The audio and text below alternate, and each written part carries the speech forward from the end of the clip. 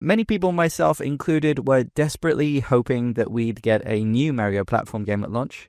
A 2D title would have been nice, a la Super Mario Bros. U at the launch of the Wii U, or even going back to Super Mario Bros. At the launch of the NES, or Super Mario World on the SNES. We've covered the forgotten controversies of the Super Nintendo system launch at length, but if you haven't heard it, I'd really recommend checking out that episode. It's probably my favorite that I've put together so far, not just because of nostalgia, but of how much history is truly repeating itself and how we can learn from comparing the two extremely similar launch periods that were super controversial. Super pun not intended, but it works.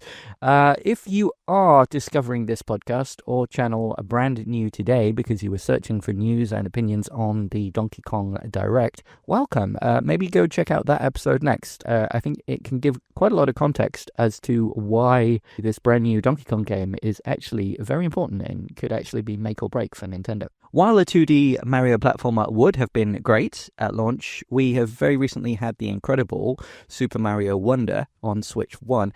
And I think in this day and age, most people get the most excited for a 3D mascot platformer. And despite the absolutely excellent Bowser's Fury, we haven't had a true full 3D Mario platformer since Mario Odyssey, way back in the first year of the Switch. And what was that, like 8 years ago?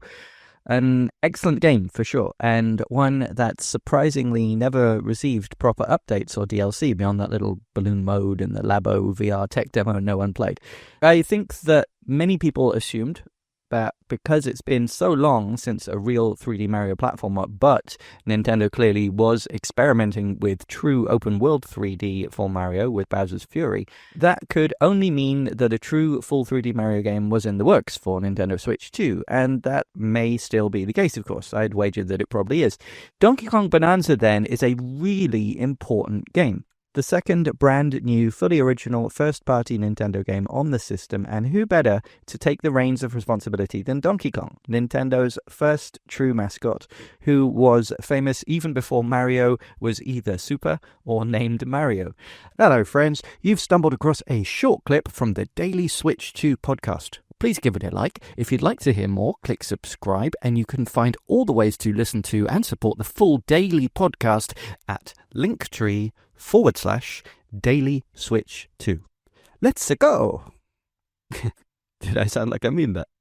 I do. I really do.